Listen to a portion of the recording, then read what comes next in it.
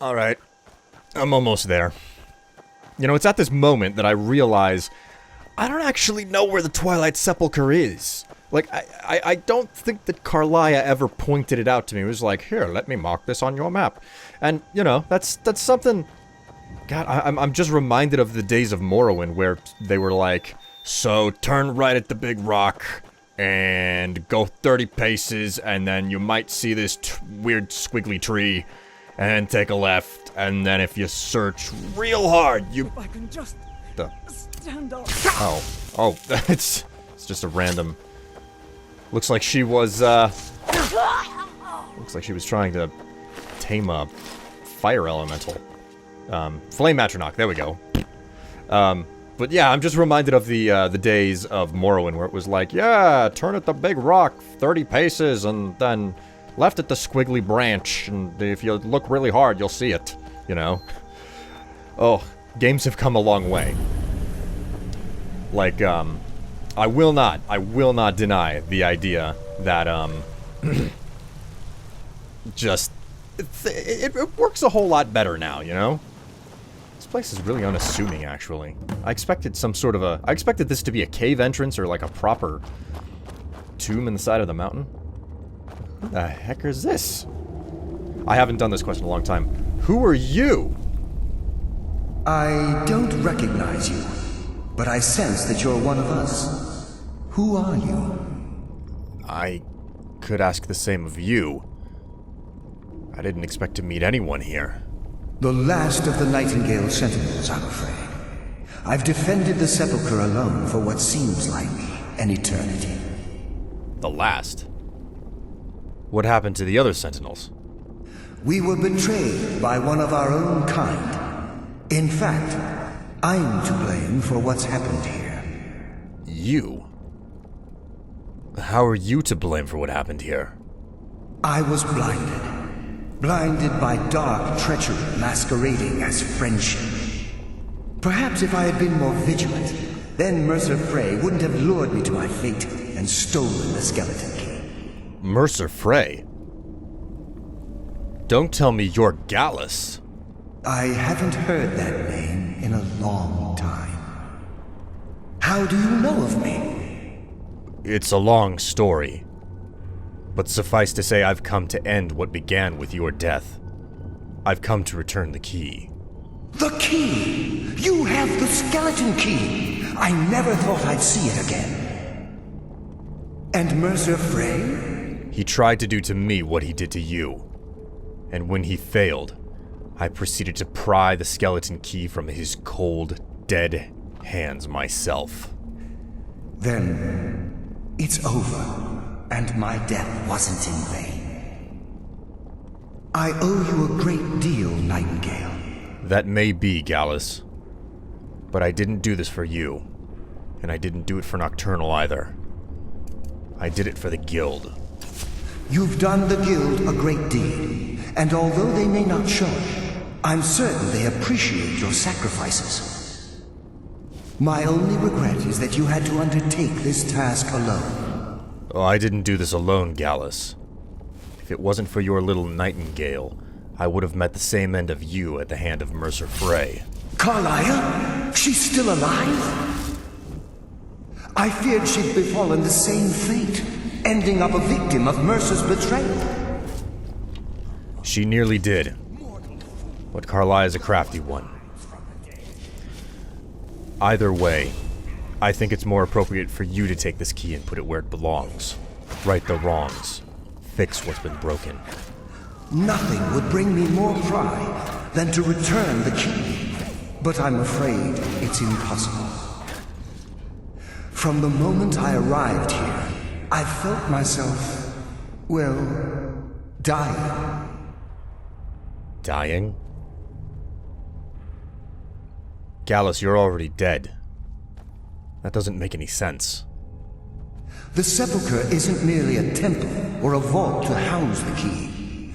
Within these walls is the ebonmere, a conduit to Nocturnal's realm of Everglow.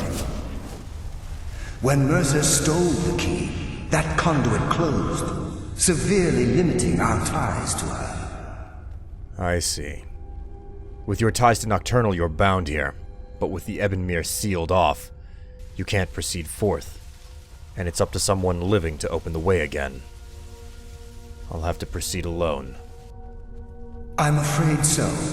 I'm weakening, and I can feel myself slipping away. The years without restoration of my power have taken their toll.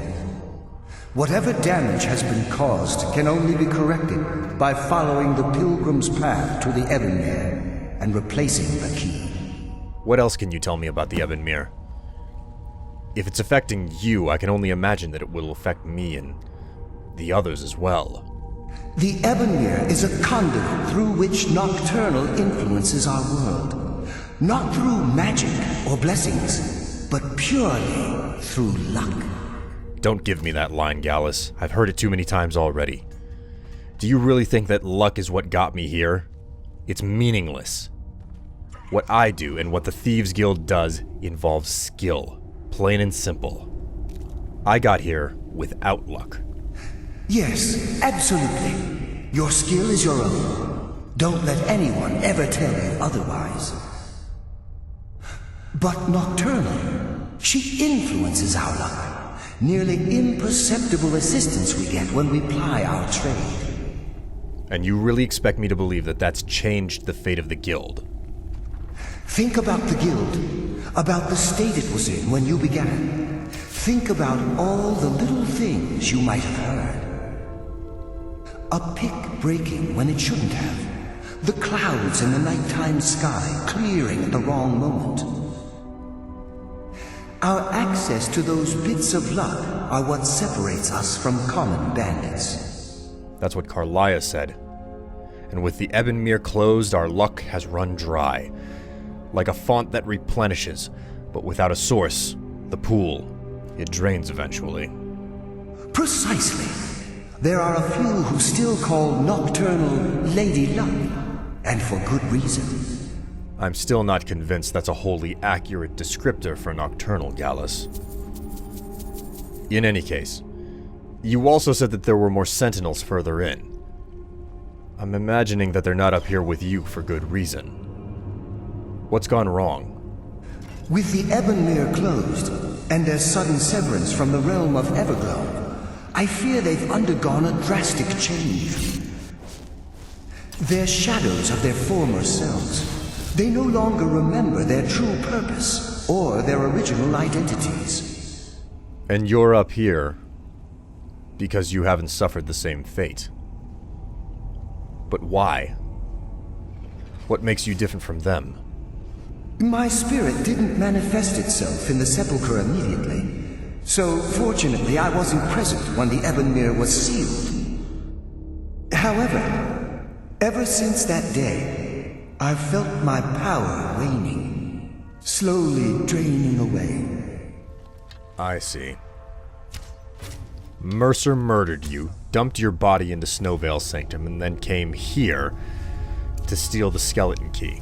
And in the time it took him to do that, you hadn't manifested here yet, which meant that you missed the shift in power inside of these ruins. Relatively speaking, sparing you.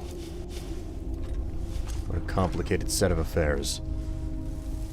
So what exactly can I expect in there? Carlia didn't have too many pointers from me, and she refused to come along because of her, well, her shortcomings to Nocturnal thus far. What do you know about what lies within here? Whatever is affecting the Nightingale Sentinels is starting to affect me too. As I get closer to the ebonmere, I begin to feel myself slipping away. Even right this moment, I feel strange, when I don't think I should be feeling anything at all. Are you sure you can't just walk in there with the key for me? Seems awfully inconvenient for me to come all this way to have to do more work. It also seems more appropriate for you to get this done than I. I wish I could help you, but I've been a prisoner in this very chamber for the last quarter century. The only possible help I've come across are the remains of some poor fellow who is trying to follow in your footsteps. Perhaps his journal can help? If that's the only thing available, then I guess I'll have to get to reading it. Thank you, Gallas. I think it's about time that I stop beating around the bush. I'd better get to it. Wish me luck. Good luck, Nightingale. Let's see. Nystrom's journal. I don't know why I let Anders talk me into this plan. He said the place would be full of riches, but I've yet to see even a single gold coin. To make matters worse, I think the other priests are beginning to suspect we aren't really who we say we are. If they discover we're posing as priests of Nocturnal, I'm sure they're not going to simply ask us to leave nicely. I'll have to watch my step. As an acolyte of Nocturnal, I've been assigned a mentor, old dark elf fellow by the name of Lythelius. Maybe if I act the part I can pry some information from him about the Pilgrim's Path. Anders swears to me that all of the temple's wealth is stashed within the inner sanctum, which supposedly sits at the end of the path, so my job is to get through the obstacles alive. Lythelius was easier to coax than I expected, gave me a wealth of information on the Pilgrim's Path, but he was speaking in riddles. I'll try to record what I remember here and share it with Anders after he's done with his mentor. The only thing Lythelius seemed clear about was that there were 5 tests on the path. This is what he had to say about each. Shadows of their former selves, sentinels of the dark. They wander evermore and deal swift death to the defilers. Above all they stand, vigilance everlasting, beholden to the murk, yet contentious of the glow. Offer what she desires most, but reject the material, for her greatest want is that which cannot be seen, felt, or carried. Direct and yet indirect, the path of salvation, a route of cunning with fortune, betraying the foolish. The journey is complete. The Empress's embrace awaits the fallen. Hesitate not if you wish to gift her your eternal devotion. He also mumbled some nonsensical phrase like, night is the new day, and how he was the ghost of the sun. I have no idea what these cryptic sentiments mean, but hopefully during tomorrow's ritual, Anders and I will put everything we've learned to the test. Ooh, looks like I'm finally hitting the end of the temple. Not the longest temple that I've ever gone through, mind you. Actually, come to think of it, I think the longest temple I've ever gone through in an Elder Scrolls game was probably the one for Mehrunes Razor in Oblivion.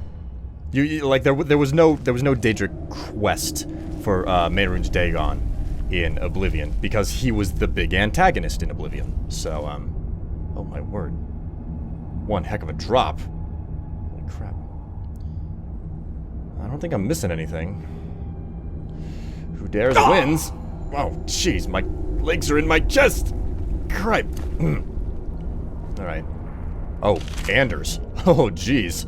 Well, at least he had an enchanted dagger on him. And we got a bit of a message, too. Alright, what's this say? Anders' message. I can't believe it.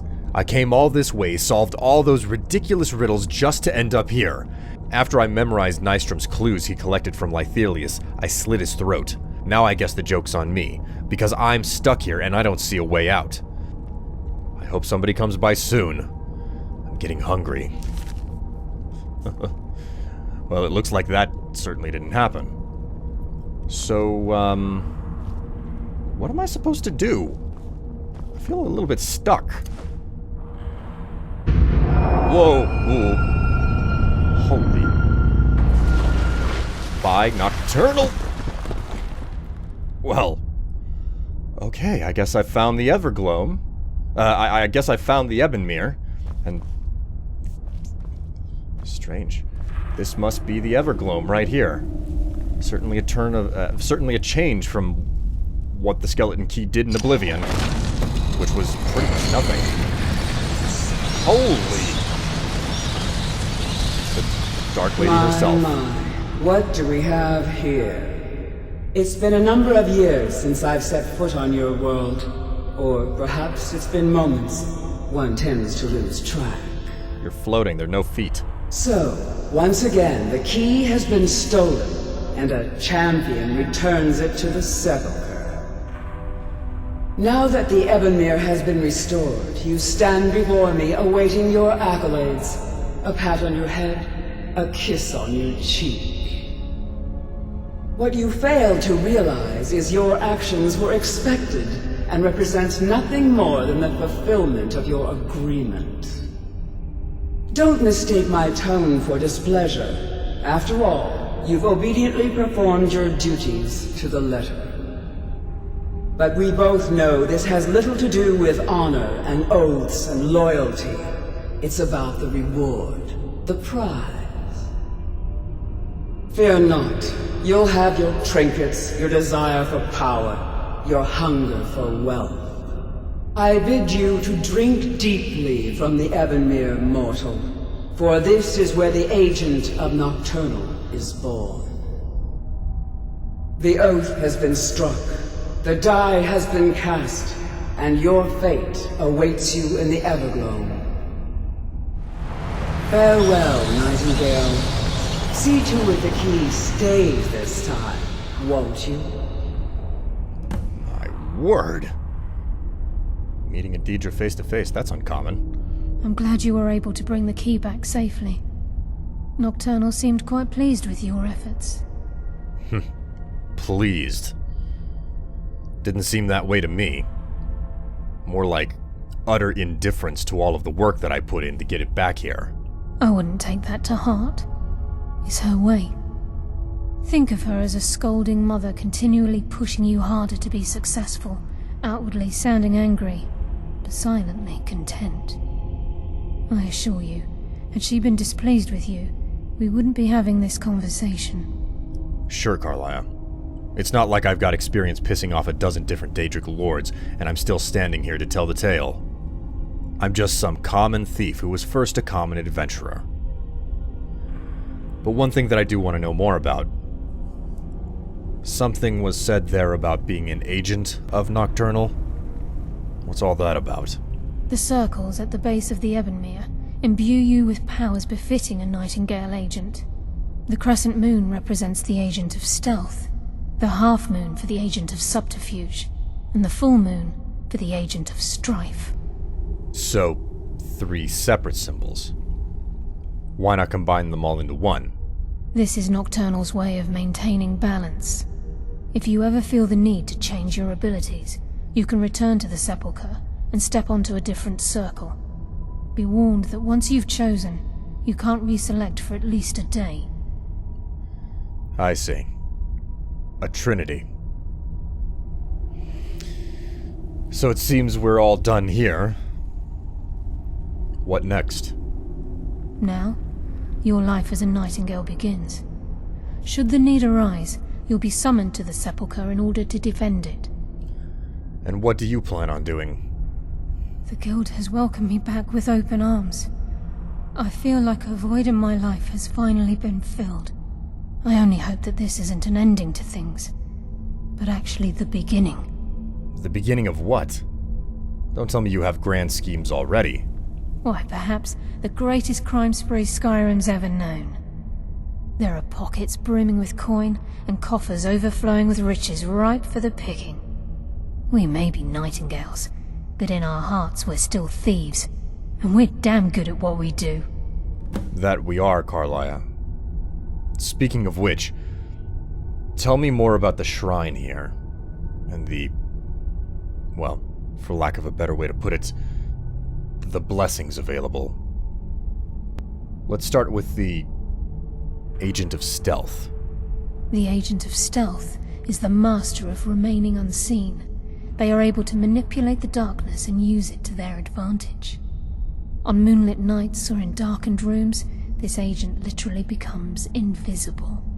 And what of the Agent of Subterfuge? The Agent of Subterfuge utilizes shadow to cloud the judgment of those around him. By weaving the darkness to their will, this agent can manipulate others into fighting for the Nightingale for a limited time. And finally, the one that caught my ear the best. The Agent of Strife. The Agent of Strife can send forth a tendril of pure darkness into the heart of another, causing great injury to them.